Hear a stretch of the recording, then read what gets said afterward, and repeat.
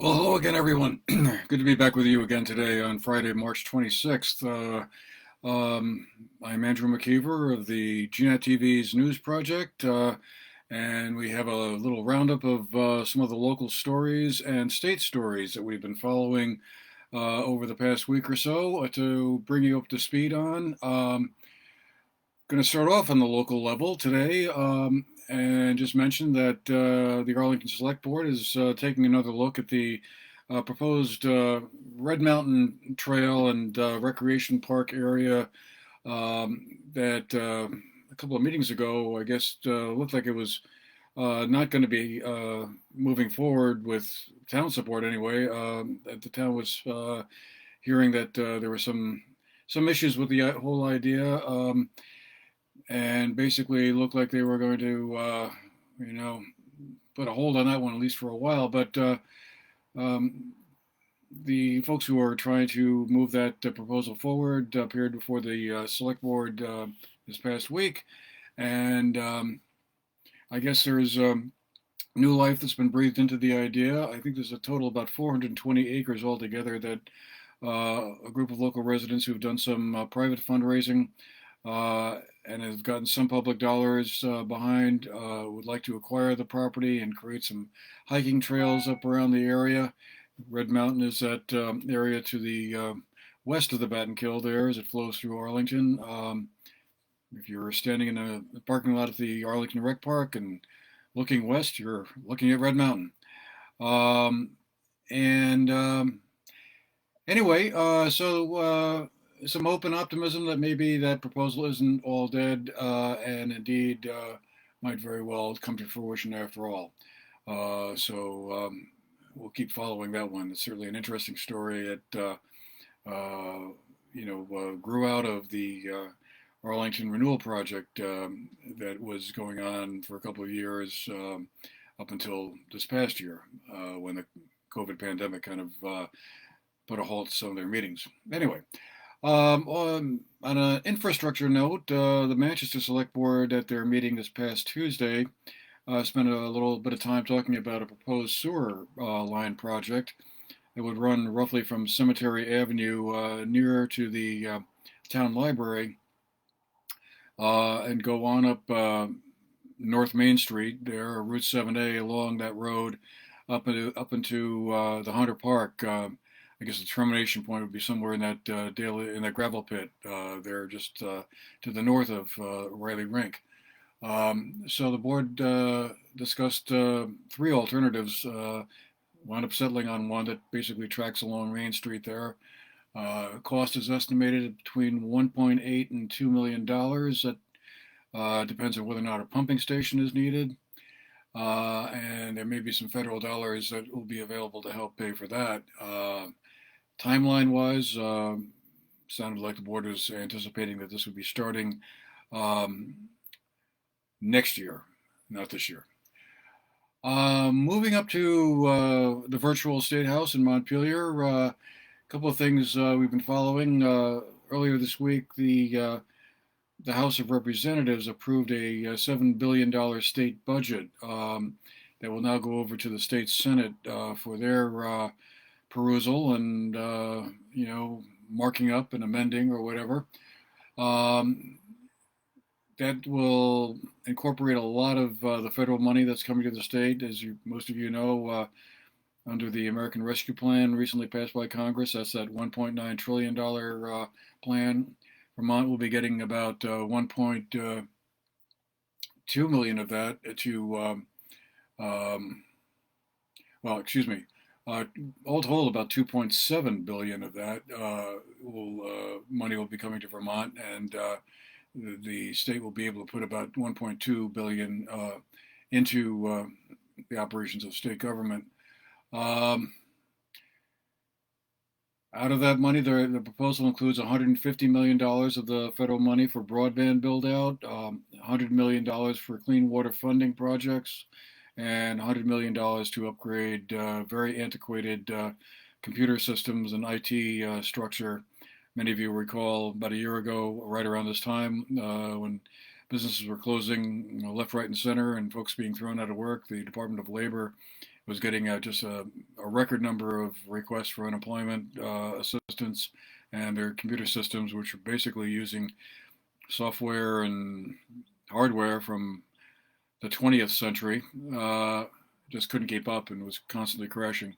So this would be money to upgrade their computers, and I'm sure other agencies and departments also as well.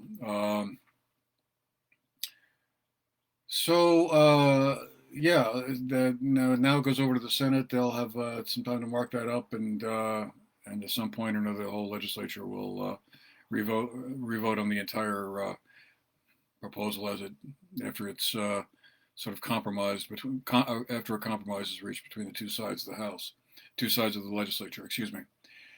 Let's see. Okay, the other big activity that we're following up there is the pension fund liability shortfall. We've been hearing a lot about this ever since the legislature reconvened back in January.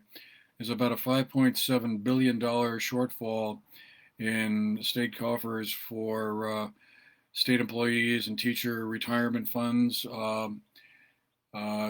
has been one of these classic kick the can down the road kind of scenarios that we've seen. And so a proposal has emerged to have the employees who would benefit eventually from the pension fund pay more into the system. In addition to that, the legislature would also put in more, about another 150 million more than they were initially planning. At his press conference today, the governor called that a step in the right direction, waiting to get more details on that, he said. But clearly, it's been a big problem and it become a major priority for lawmakers because it affects the state's bond rating.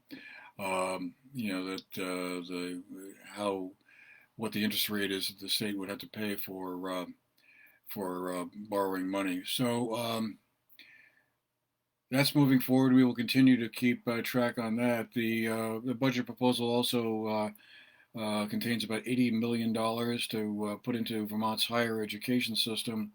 About $70 million of that would go to help the state colleges that, as we have heard repeatedly over the past couple of years, have been struggling financially. About another $7 million or so would be going to the University of Vermont for their budget.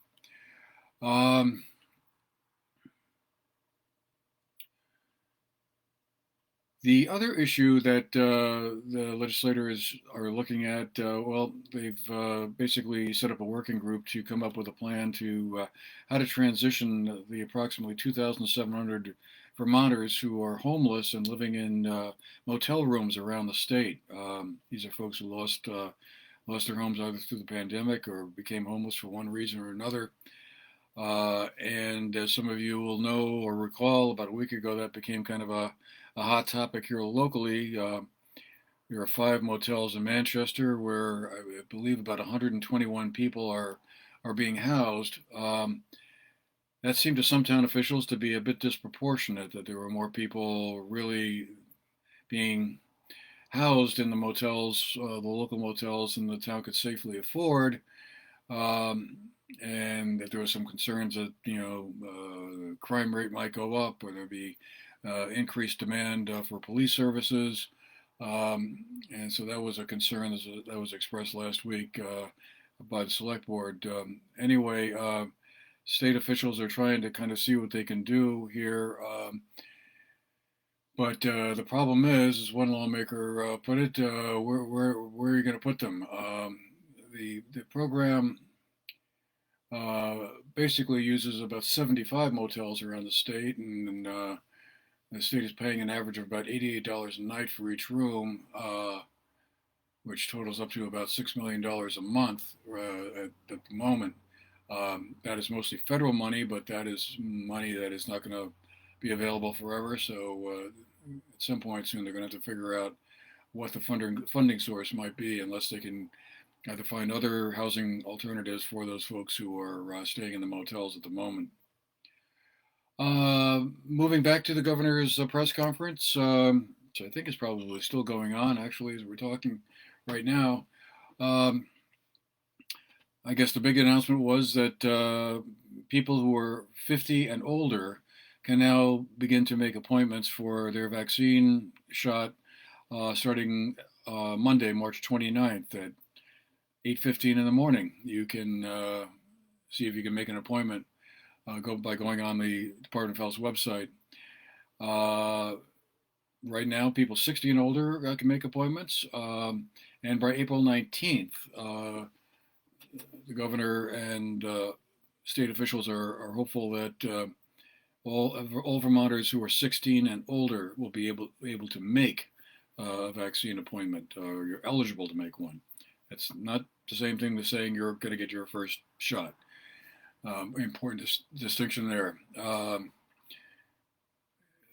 Apparently, we're doing pretty well in terms of the number of people that have been vaccinated so far. Vermont is apparently, I guess, as a percentage of population, we're leading the nation. The number of people who've been vaccinated, working down from the essential workers and 75 and older age band down to the 60 and older, soon to be 50 and older. In terms of percentages of people vaccinated, right now about 16.3% of Vermonters have been,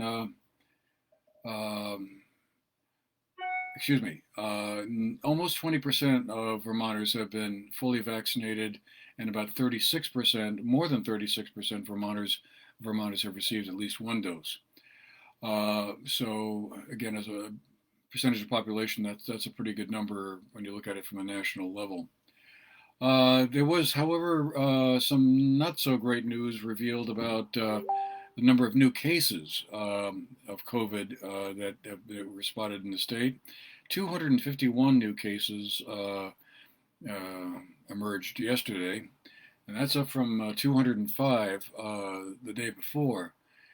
The number of deaths remains at 224. And that number of new cases drew a little bit of discussion at the press conference. Health Commissioner Mark Levine said it was a disturbing number, or excuse me, a concerning number of new cases, was how he put it. That was kind of a bit of a jump from what we had been seeing, which was down in the 80 to 130 range. And apparently, most of the new cases come from folks who are at the younger end of the age spectrum, Vermonters 30 and under. Whereas the case counts in older Vermonters, and of course many of them have now been vaccinated, is fairly low. And he expressed some concern that that number might continue to increase as the weather improves and folks go outside again, and hopeful feelings that, with the increasing number of vaccinations, we've turned the corner on that and can relax vigilance about face masking and social distancing once again, as he has done many, many times before. Both the governor and Health Commissioner Levine said, too early to declare victory and go home. We still got some work to do on this if we want to contain this and not see a fourth surge, I guess it would be at this point, in new cases. On the local level, let's see here. Where did I have that? The case count in Bennington County is pretty low. I think there's around 10 or so new cases in Bennington County. Let's see, where are this? Is this here? Oh well, I will find it eventually. But anyway, here we are. 10 new cases in Bennington County, 107 over the past 2 weeks, according to the Department of Health's website. By comparison, Chittenden County, the leading county in the state in that dubious category, 102 new cases yesterday, 622 over the past 2 weeks. Education Secretary Dan French also gave an update on the school situation. Vaccination clinics for educators will be winding down, I guess, in the next couple of weeks, it sounds like. And then many of them will be qualified to get vaccinated just by dint of age. He also announced that there will be some federal money coming into the state to help schools with their recovery programs, and it sounded like about 26 million of that was going to be going to the SVSU in the Bennington area, Southwest Vermont Supervisory Union. That will help them, I guess, do some work on programs that they need to do to help students either catch up or offset the lack of in-person learning. Maybe some work on the buildings. We've all heard that the air conditioning systems are a big thing. And he also said that they'd be used to expand some of the summer programs. Again, the idea being that some of the students have struggled over the past year with the combination of remote and in-person, might have fallen a little bit behind, and there'll be additional summer programs made available to help those students to catch up. But that certainly is a big slug of federal money that would be coming down here to Bennington County. And then finally, just a program note, we started a new series this week with the Vermont Council on Rural Development on talking about 10 ideas for the future of Vermont. What are some of the big areas that the state will need to address as we go forward coming out of the pandemic? We're going to be talking with folks from the Council on Rural Development and special guests that will be invited to speak to some of the issues that are on that list of 10 propositions. Yesterday we recorded our first show, and that was centered on broadband. But other shows will, address areas like education or childcare or business development, climate change, civic engagement, several others. I think you'll find it interesting to watch. They will be, of course, posted on our website, GNAT-TV.org, or you can watch it on our channel 1074. Mondays at 3 p.m., Wednesdays at 8 p.m., and Saturdays at 9 p.m. These programs will be going out statewide across the Vermont Access Network, so it's kind of exciting. And certainly the discussion we had yesterday was quite interesting, looking at several aspects of the whole broadband expansion, which of course has been discussed a lot in the past year or so as the pandemic revealed how important good broadband service was to not only students and education, but for telehealth and also, of course, remote working. A lot of folks coming up to the state here, and good broadband service is a real important part of what's going to keep them here. The program next week will be about welcoming new Vermonters to the state. We'll talk about welcoming different kinds of Vermonters, BIPOC folks, and just newcomers in general. And so that should be kind of an interesting discussion as well. Okay, well, that'll about do it for today. I hope you've enjoyed our little wrap up of some of the leading news stories we've been checking out. The weather forecast is not so great for this weekend, but the sun is shining right now, so I guess we'll find out when we find out. But anyway, I hope your weekend is a pleasant one, and stay safe, everybody. We'll see you again next Friday for the next installment. My name is Andrew McKeever with GNAT-TV. Hope you have a great weekend ahead. Take care.